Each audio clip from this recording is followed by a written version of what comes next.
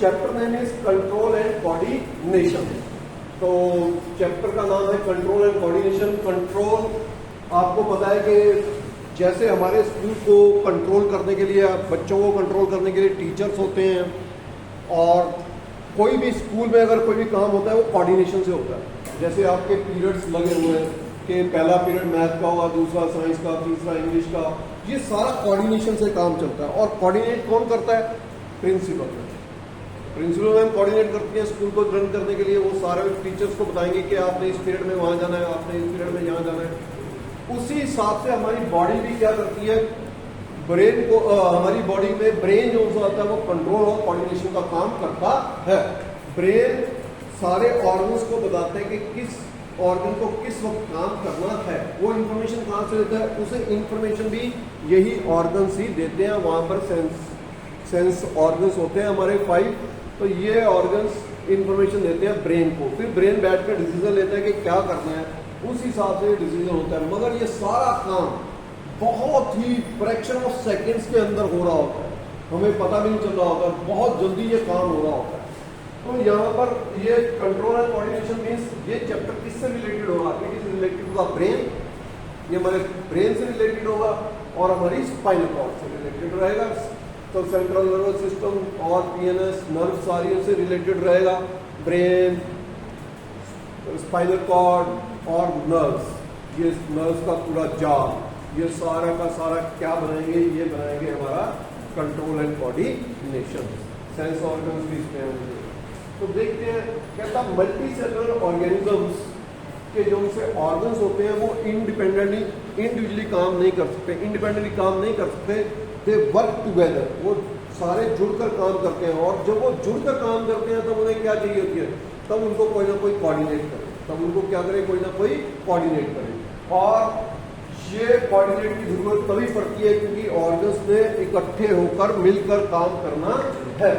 तो कोऑर्डिनेशन का एक एग्जांपल देखिए, हम कैसे हम कह सकते हैं कि सारे ऑर्गन्स मिलकर काम करते हैं। जैसे हमें कोई सड़क भी पार करनी है तो हम क्या देखते हैं कि पहले हमारी आईज देखती हैं left side, right side, both side देखती हैं कि कोई गाड़ी तो नहीं आ रही है। अगर मैं सड़क क्रॉस करूंगा कोई गाड़ी मेरे से आकर टकरा तो नहीं जाएगी, मेरे को कोई चोट तो नहीं मार देगी।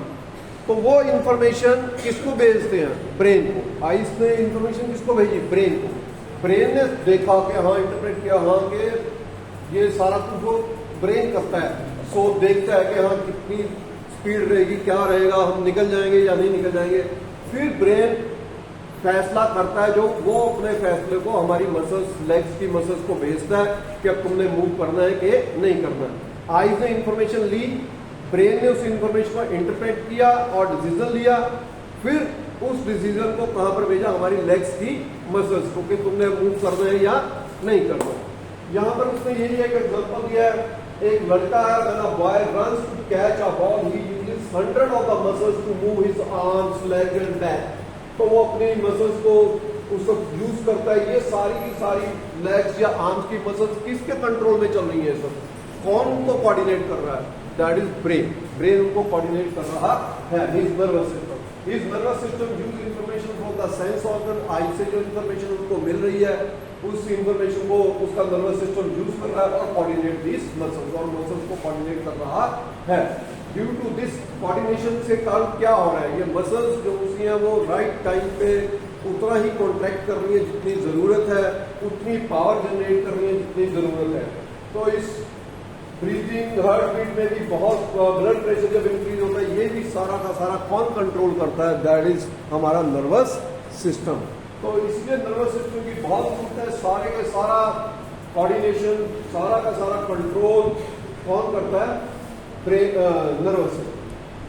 तो चलिए देखते हैं इंटीग्रेटिंग पाथवेज, कैसे ये पाथवे बना हुआ है, इंफॉर्मेशन कैसे ब्रेन तक या स्पाइनल कॉर्ड तक पहुंचती है, फिर वो कैसे हमारी इंफॉर्मेशन वहां से ब्रेन से कैसे एक डिसीजन आता है, हमारी इफेक्ट करता है हमारे मसल्स पे, मसल्स फिर उसी हिसाब से रिस्पॉन्ड करती हैं। ये किस ढंग से होता है इसको ये बताया हुआ है। ये सारा पाथवे इंटीग्रेटेड है। Greeks believed that all the function of the body was controlled by the brain, since damage to this organ produces a remarkable change in the behavior. तो पहले ग्रीक्स ये सोचते थे कि सारा काम जो है कंट्रोल कोऑर्डिनेशन का कौन कर रहा है, ब्रेन कर रहा है, और ब्रेन जो है ब्रेन को अगर कहीं भी चोट लग जाती थी तो देखते थे कि बिहेवियर बहुत ज़्यादा चेंज हो गया है. They had a very little idea on how such control could be exercised. उनको तब कुछ भी नहीं पता था कि ये ब्रेन कैसे ये सारा कुछ कंट्रोल करता है. एक ग्रीक फिजियोलॉजिस्ट था गैलन, उसने क्या किया, उसने एक बड़ी नोटेबल ऑब्जर्वेशन की. उसके पास एक पेशेंट आया जिसके नेक पे चोट लगी हुई थी, वो गिर गया था. उसने कहा कि उसकी फीलिंग्स जो सी आर्म्स पे वो चली गई है. अब उसको अगर कोई डंडा मारे उसके हाथ पे या बाजू पे, कुछ भी करे, चूंटी काटे, कुछ भी, उसको कोई फीलिंग्स ही नहीं होती. कहता मगर जो मस्कुलर कंट्रोल है उसका वो पूरा है. जो वो हाथ को जैसे भी जो भी काम वो करता है, अपने हाथ से जो भी काम करवाता है वो सारे काम उसके हो जाते हैं. मगर उस हाथ पे ना तो उसको दर्द हो रहा है ना कुछ हो रहा है, कोई फीलिंग्स नहीं है. गैलन के पास एक पेशेंट आया, डॉक्टर गैलन के पास, और उसने ये कहा कि उसके नेक पे चोट लगी है. उसके बाद क्या हुआ है कि उसके हाथ पे कोई भी फीलिंग्स, उसकी आंख पे कोई भी फीलिंग्स नहीं आ रही हैं, मगर उसका काम, उसके हाथ जो सा, उसके जो आर्म्स है वो सारे काम कर रही है, मगर फीलिंग्स नहीं आ रही है पेन की उनकी. तो गैलन ने कंक्लूड किया कि नर्व्स दो काइंड की है, वहाँ पर दो काइंड की नर्व्स हैं. तो गैलन ने ये एक कंक्लूजन निकाली कि इसकी चोट से उसको लगा कि हाँ दो टाइप की नर्व्स होंगी. एक जो यहाँ से इंफॉर्मेशन लेकर जाती होंगी ब्रेन पे, दूसरी जो आती होंगी ब्रेन से वो अलग आती होंगी, यही नहीं वापस ला रही, वो अलग आती होंगी. और वो तो इसकी ठीक है जो ब्रेन से इंफॉर्मेशन लेके आ रही है, मगर जो यहाँ से ब्रेन की तरफ जा रही है वो क्या हुई है, टूट गई है, वो उस पर चोट लगी है, वो डैमेज हो गई है. तभी तो उसको यहाँ से सेंस जो ब्रेन पे जा रही है. इसका मतलब दर्द कहाँ होता है, जहां पर भी, जहां हमें चोट लगती है दर्द वहां नहीं होता. जहां चोट लगती है दर्द वहां नहीं होता. दर्द कहां पर होता है, दर्द की फीलिंग हमारे कहां पर होती है, ब्रेन में, क्योंकि इंफॉर्मेशन कहां पर जाती है, ब्रेन में. अब उसकी आंख पे वो डंडे भी मार रहे हैं, उसको कोई महसूस ही नहीं हो रहा. क्यों नहीं महसूस हो रहा, क्योंकि जो नर्व जिसने लेकर जानी थी ये सेंसेशन ब्रेन तक, वही क्या हो गई है, डैमेज हो गई है. फील किसने करना था, ब्रेन में. तो ब्रेन के पास इंफॉर्मेशन पहुंची ही नहीं. क्यों, क्योंकि सेंसेशन नर्व जो सी थी, जो नर्व सेंस कर रही थी, जो सेंस की लेकर आ रही थी सेंसेशन की इंफॉर्मेशन, वो नर्व ही क्या हो गई, टूट गई. ब्रेन के पास इंफॉर्मेशन पहुंची नहीं, इसलिए ब्रेन को दर्द महसूस हो ही नहीं रहा. इसका मतलब दर्द कहाँ होता है, ब्रेन में. इसका मतलब हम दर्द कहाँ महसूस करते हैं, ब्रेन में. डॉक्टर जब ऑपरेशन करता है तो वो एनेस्थीसिया देता है. कई बार स्पाइनल कॉर्ड पे दे देते हैं, कई बार जनरल एनेस्थीसिया देते हैं, पूरी बॉडी को बेहोश कर देते हैं. वो क्या करते हैं, अगर स्पाइनल कॉर्ड पे देते हैं, मान लीजिए इस बाजू का ऑपरेशन हो गया तो वो स्पाइनल कॉर्ड में दे रहे हैं, तो यहाँ से जो सेंस आ रही है उसको क्या कर दिया, उसका चैनल को ब्लॉक कर दिया, उसके चैनल को रोक दिया. वो इंफॉर्मेशन ब्रेन के पास लेकर ही नहीं जाएगा. ब्रेन के पास जब वो इंफॉर्मेशन नहीं जाएगी तो दर्द होगा ही नहीं. तुम्हारे सामने डॉक्टर तुम्हारी बाजू को ऑपरेट कर रहा है, टांके लगा रहा है, सिल रहा है, कुछ भी कर रहा है, और तुम देख रहे हो, मगर तुम्हें दर्द नहीं हो रहा. क्यों नहीं हो रहा, क्योंकि हमने जो सेंस का यहाँ से चैनल था उसको क्या कर दिया, इंजेक्शन लगाकर, केमिकल डालकर हमने क्या कर दिया, ब्लॉक. इसका मतलब वो केमिकल ने जो दवाई दी गई, दवाई मतलब केमिकल, जो केमिकल दिया गया उसने उस इंफॉर्मेशन को ब्रेन तक पहुंचने ही नहीं दिया. यही होता है. यहां पर क्या हो गया, गैलन के पास जो पेशेंट आया था वो सेंस जो सी नर्व थी वही टूट गई, जिसके कारण इंफॉर्मेशन ब्रेन के पास पहुंच ही नहीं. मगर उसने, तो गैलन ने कंक्लूड किया कि यहां से सेंस को लेकर जाने वाली नर्व अलग है और ब्रेन से आने वाली नर्व अलग है. तो ये गैलन ने इस पेशेंट से पता लगवा दिया, उसको कंक्लूड कर दिया. According to which the blow neck has damaged the nerve of the sensation. कौन सी नर्व उसकी मर गई थी? सेंसेशन की नर्व जो सी थी वो डैमेज हो गई थी या मर गई थी या डैमेज हो गई थी, जो भी, but has not affected it's action. Action nerve पे कुछ नहीं। The functioning of nerve as an integrated system was little known till 18th century। 8वीं सेंचुरी तक हमें कुछ नहीं पता था कि भैया ये नर्व्स कैसे काम करते हैं। मैंने बताया ना कि गैलन के पास एक पेशेंट आया, तब उसको लगा कि हाँ यहाँ से सेंस लेके जाने वाली नर्व कोई और है और वहाँ से मैसेज लेकर आने वाली नर्व कोई और है।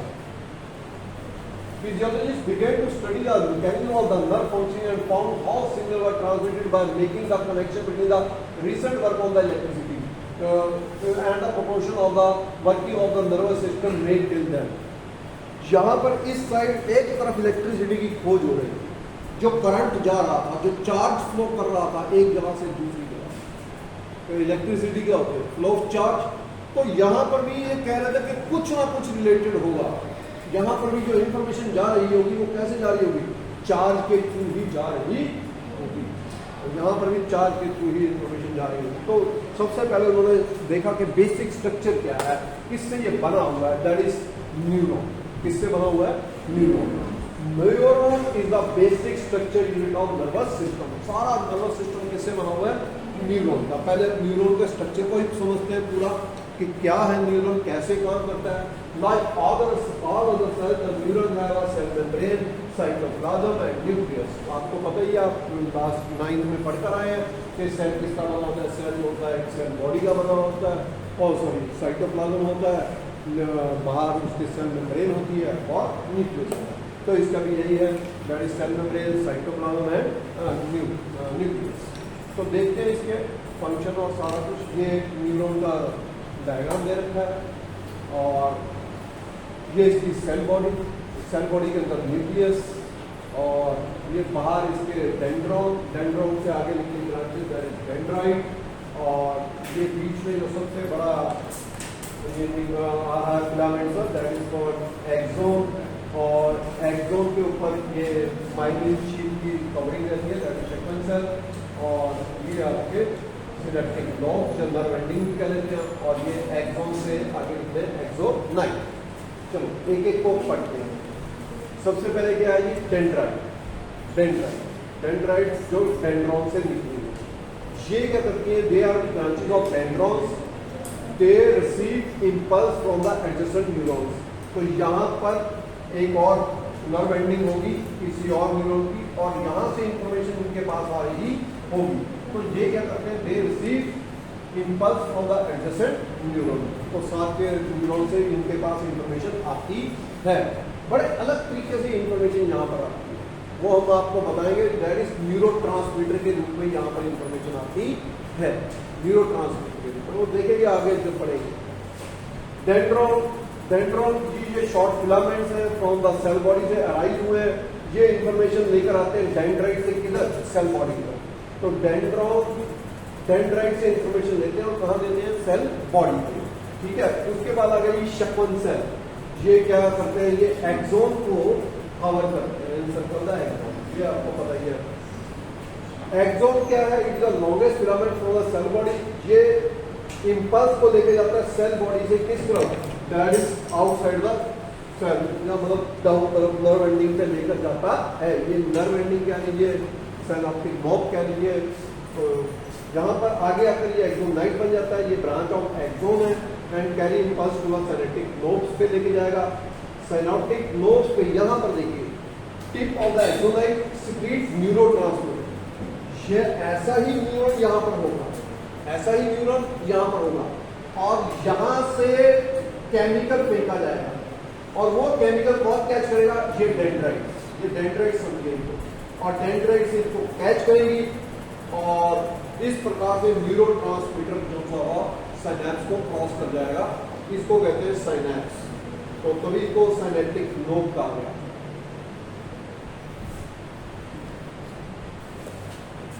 Axon of most of the neurons are repeatedly encircled by the myelin sheath।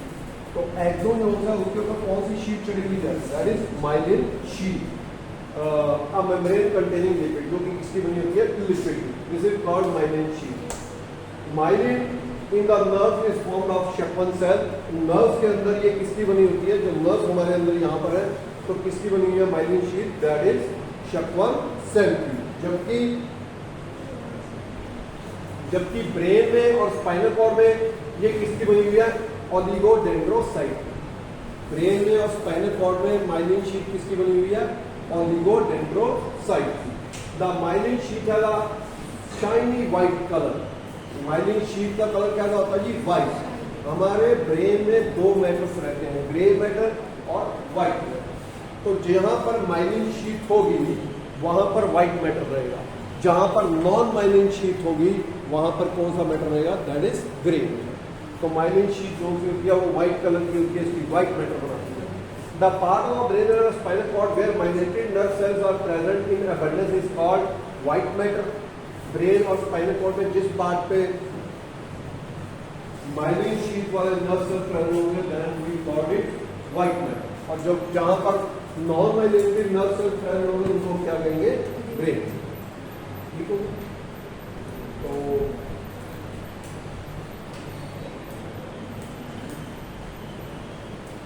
The major function of myelin sheath का क्या फंक्शन है, ये क्या करती है, it provide nutrients. Brain nervous system को क्या देते हैं, न्यूट्रिएंट्स देती है. ऑक्सीजन टू द एक्सोन, और दूसरा काम क्या है, ऑक्सीजन टू द एक्सोन देती है. एंड एक्सेलरेट इंपल्स और इलेक्ट्रिकल इंसुलेटर. इसको भी देख लीजिए sir. Oligodendrocytes and Schwann cells provide protection to the neurons. Oligodendrocyte, Schwann cells क्या करते हैं, ये प्रोवाइड करते हैं nutrition protection to the neurons. And oligodendrocyte construct myelin sheath covering the different axons simultaneously by covering the different part of the same axon rapidly. Oligodendrocyte दो neurons के exons को भी कवर कर सकते हैं और एक के डिफरेंट पार्ट्स को भी कवर करते हैं. Myelin sheath made up of Schwann cells are seen in the axon in the nerve. तो माइलिन शीट जो Schwann सेल से बनी होती है वो कहां पर मिलती है, नर्व्स में मिलती है. और a Schwann cell encircle the axon rapidly. तो यहाँ पर जो माइलिन शीट है ओलिगोडेंड्रोसाइट से कहां पर बनती है, ओलिगोडेंड्रोसाइट से बनती है वो आपकी ब्रेन और स्पाइनल कॉर्ड. और जबकि Schwann सेल से कहां पर बनती है, नर्व्स.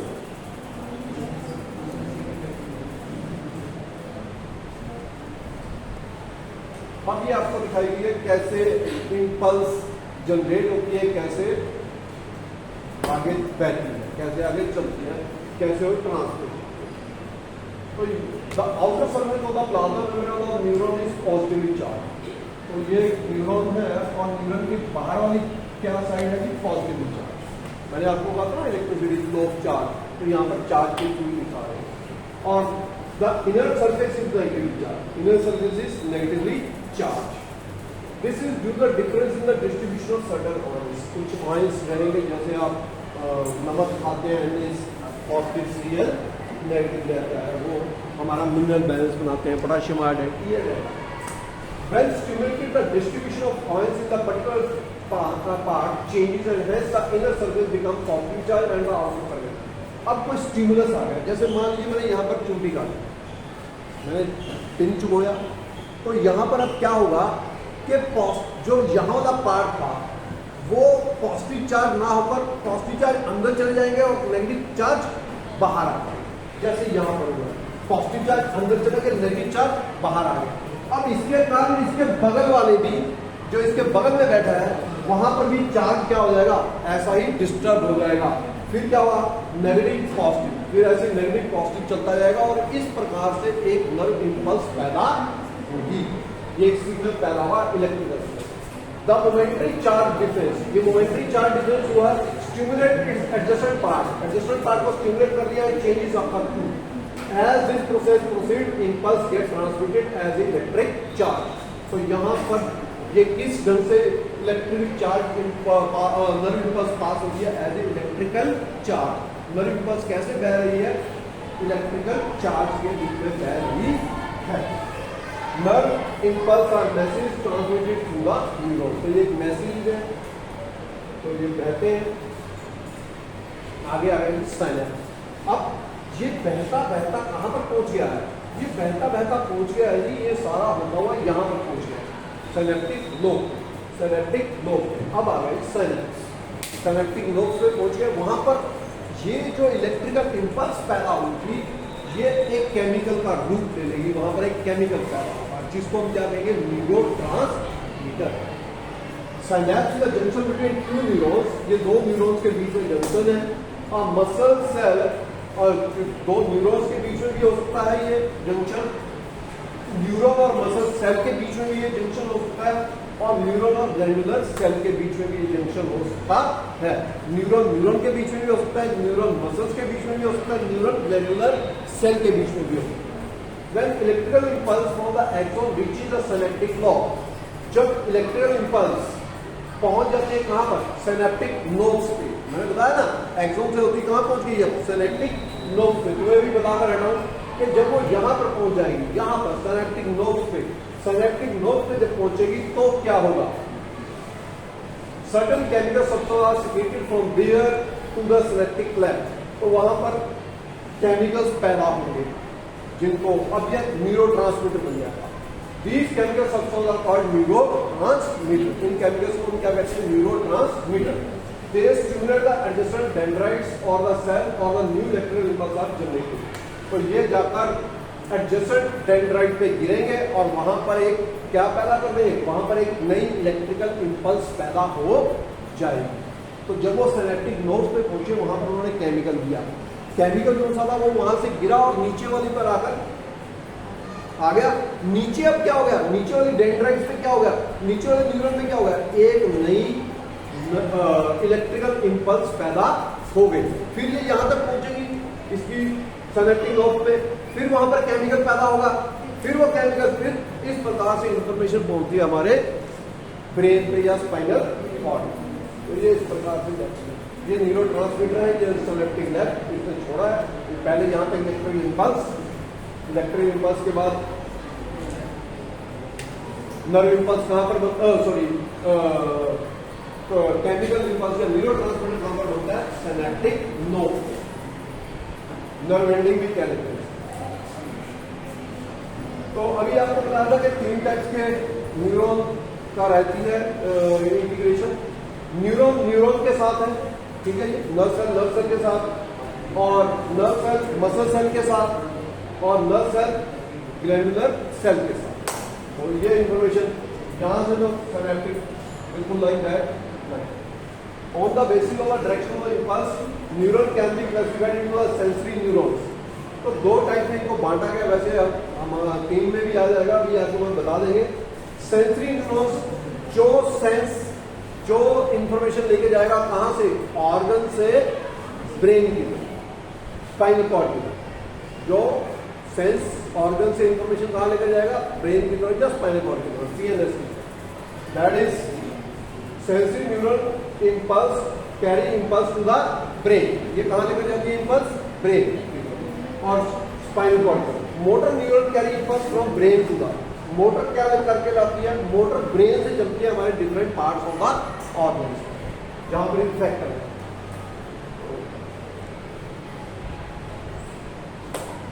तो pathways from stimulus to responses, different pathways are taken by the nerve to bring about the coordination activity. बड़े सारे पाथवे करते हैं ऑन द बेसिस ऑफ, इनको हमने मेनली 3 डिफरेंट टाइप में बांटा है। नंबर 1 इज सेंसरी नर्व या एफरेंट नर्व। ये इंफॉर्मेशन लेकर जाती है विच carry message toward the central nervous system. ये हमारे पेरीफेरी से, बॉडी की पेरीफेरी से कहां तक लेके जाती है? सेंट्रल नर्वस सिस्टम तक इंफॉर्मेशन लेकर जाती है from the nerve and on the muscles of different sense organs, ठीक है जी। तो ये इनको सेंसरी नर्व कहते हैं। तो ये इस प्रकार से। अब आगे एफरेंट। एफरेंट में क्या होगा? Which carry message from the central nervous system to the part that shall carry out the response. तो जो मोटर नर्व होती है ये इंफॉर्मेशन लेकर आती है कहां से? ब्रेन से लेकर आती है। कहां पर? इफेक्टर पे। कभी कोई इसका नाम एफरेंट दिया, तो ये एफरेंट या मोटर नर्व। एक आ गई एसोसिएशन नर्व। एसोसिएशन नर्व होती है जो बीच में रहते हैं ब्रेन के। दे लिंक टुगेदर द एफरेंट और द एफरेंट नर्व। ये इन दोनों को क्या करती हैं, आपस में लिंक करती हैं। ये स्पाइनल कॉर्ड या ब्रेन के अंदर प्रेजेंट होती हैं, इनको रिले नर्व भी कहते हैं। दैट इज, तो 3 प्रकार की होगी, sensory nerves, motor nerves, relay. तो यहाँ पर आप देखेंगे ये पूरा चार्ट है, बड़ा अच्छा दे रखा है। Sensory nerves, motor nerve and third is mixed nerve, जिसको हम रिले नर्व कहते हैं। सेंसरी नर्व किसकी बनी है, सेंसरी नर्व फाइबर। ये इंफॉर्मेशन कहाँ से कहाँ लेके आती है, it carry impulses from various part of the body to the brain and the spinal cord. तो ये यहाँ से अगर चोटी काटी तो ये इंफॉर्मेशन कहाँ गई, ब्रेन पे। कौन लेकर गई, सेंसरी। जैसे मैं यहाँ पर मेरे को ये चुभ रहा है, तो अब यहाँ से इंफॉर्मेशन चली गई है ब्रेन को कि ये चीज चुभ रही है। ब्रेन ने अब एक नई इंपल्स भेजी है, वो कैसे भेजी है, थ्रू मोटर, और उसने यहाँ पर भेजी है इफेक्टर पे। कहा गया हाथ उठा लो, मैंने हाथ उठा दिया, तो यहाँ पर यही चीज वो बता रहा है कि मोटर न्यूरॉन्स ये किसकी बनी होती है, मोटर नर्व फाइबर्स की।